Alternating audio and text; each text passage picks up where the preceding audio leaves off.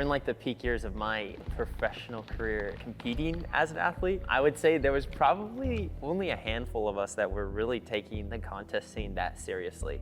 There's like 5 of us, and then the other 45 of us at World Champs were like, okay, yeah, like I've been training really hard this last week. And then Chris and I would look at each other and be like, dude, it's been like all year we've been working towards this.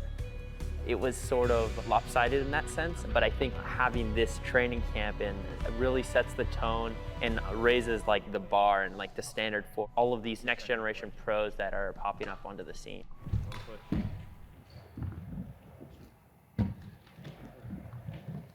Love that. 6. Yeah. Waking up today, I felt a lot more motivated and I had a lot more strength in my knee. Like bars or something? But with one push to get to the top, it's like a great practice. You've got to be so precise with where you jump to and where you pump from. I quite enjoy it. It requires a lot of focus and leg power.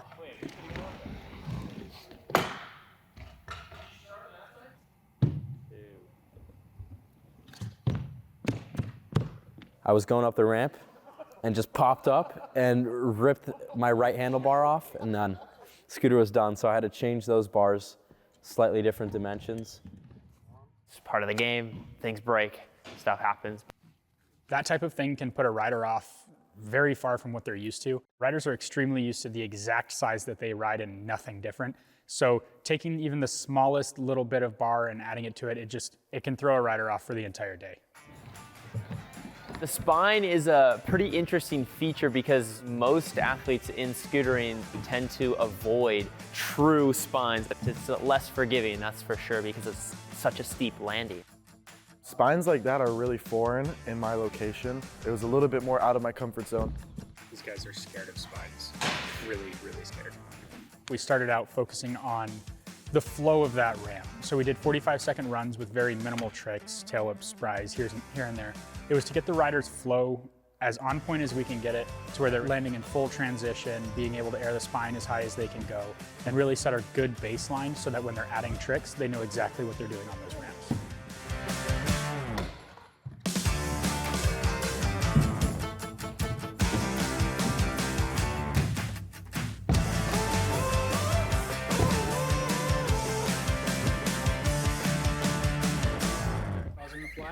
I forgot my line. Okay. I'm just doing whatever comes to mind, I guess. Okay. I don't know, like, judging from that, I don't know how pro level one's gonna go. Well, here's what I'm getting at is, like, if you guys are struggling on lower tricks, then we have some stuff to work on. So after that, we went to the Resi spine and we challenged each of the guys to collect 3 new tricks on that Resi spine that they wanted to incorporate in a line on the W ramp spine. The 3 tricks Hunter called out for me was the double inward, backflip bar spin, and full untwist triple finger whip. I have not done a single one of those tricks on a spine ever in my life. That was my first time trying them. It's just so awkward to catch. Yep. I can tell that he wants to keep up and he doesn't want to be left behind. He's willing to put in the work, and with some guidance and direction, he's gonna continue to become an exceptional rider.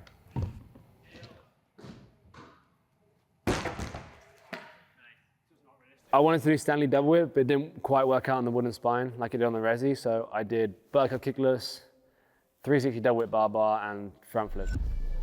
I never really worked with that much time on the front flip, so today I kind of locked in on the front flip and tried to get that, so it was definitely useful.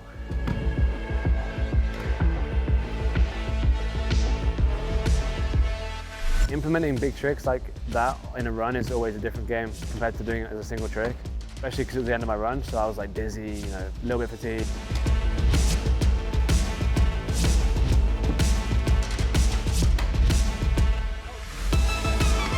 Taking the tricks from the Resi spine to the wooden spine took a lot of time to adjust.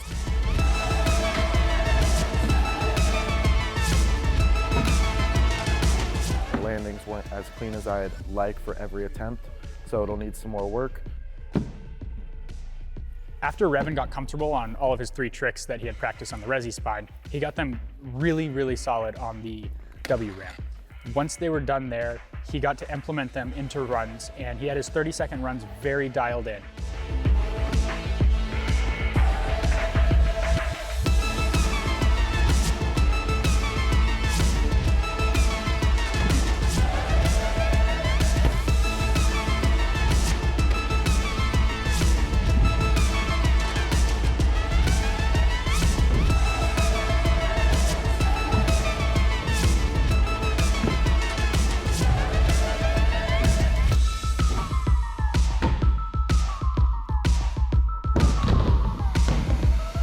Good. It's a little bit of an overspin. I misinterpreted the pop and the width of the spine. Just one of those things, part of the game. I was all right from it, so could have been a lot worse. I knew he was rotating too slow, and then immediately, like, I kind of just like clinched everything. Pretty nerve-wracking, I can't lie, but he kept trying it, which is good. He pushed over the fear and did it again, which is really crucial.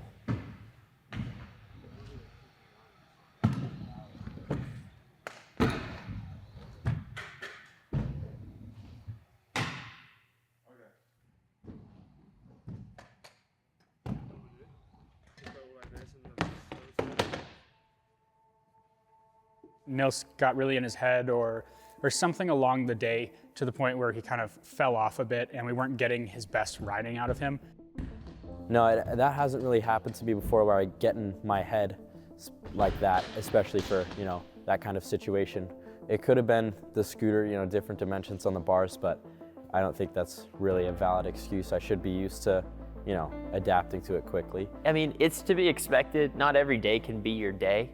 You can expect to be running at like 110%. Kind of has a lack of like a backbone almost. I think he needs to stand up for himself and he needs to realize like who he is as a rider, what he's capable of. Mentality in this game is very important. Of course he wants it, you can see him how he trains, but he needs that fire inside of him, he needs to really want it. When everyone's there riding the W section, I wasn't like sitting myself down and like thinking logically about what was going wrong and what I should do to combat what was going wrong.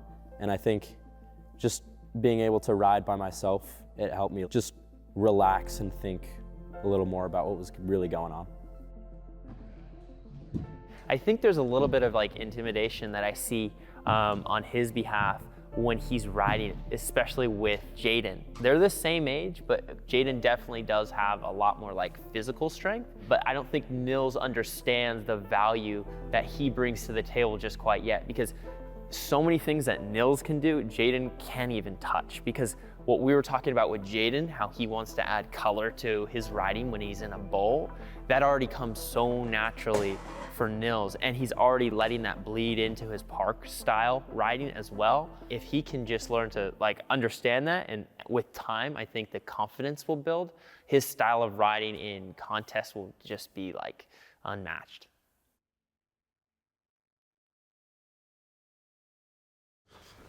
So cold. This is like 10 times worse than any ice bath I've ever taken. I need more clothes. It's tropical weather, I think it's 75, sunny today. Could go shirtless. I'm sweating kinda, right, Cody? Yeah, definitely.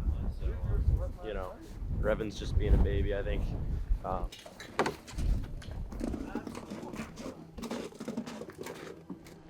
Let's go.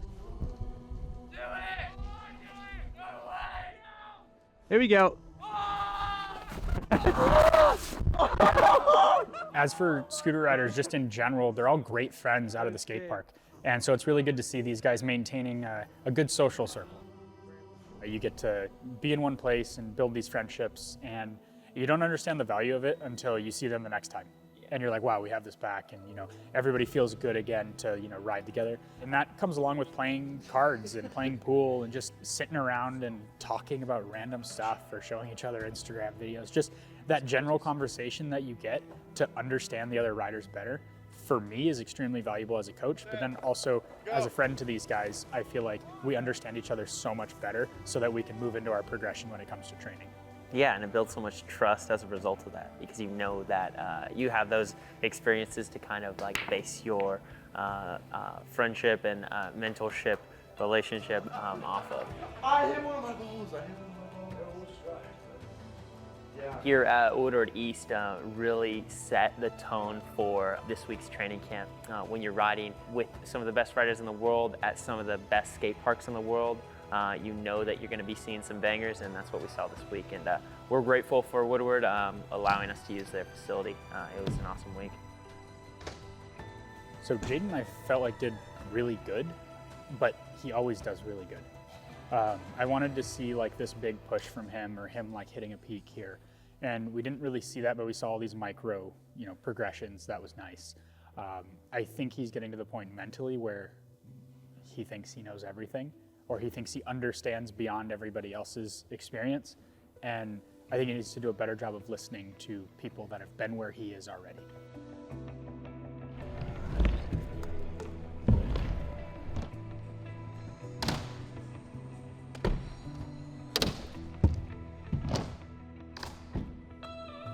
So I think Nils, like, we had these predeterminations of where his mental was at, and he wasn't showing any signs of this too much until yesterday.